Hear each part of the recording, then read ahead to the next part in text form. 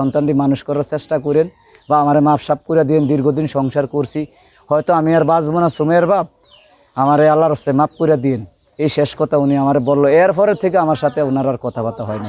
গেছি কয় মাইলস্টোনে বিমান করছে, পরে বিমান করছে, পরে এসব আমার স্মরণ ফিরছে, কয় হ্যাঁ তো আমার মায় কাম করে মাইলস্টোনে। পরে আমি দৌড়ে গেছি, আমার জ্ঞান ফিরে নেই, লাশ অনেক লাশ বাইকার থেকে আমার মারে দেখিয়া। বসুন্ধরা টিস্যু, অশুদ্ধতার বিরুদ্ধে এক বিন্দুও ছাড় নয়। আজকে আমাদের যে বোন মারা গিয়েছে উত্তরার বিমান দুর্ঘটনায়, সেই জানাজায় সামিল হতে আমরা এসেছি। মাননীয় জেলা প্রশাসক স্যারের নির্দেশনা আমরা এখানে এসেছি।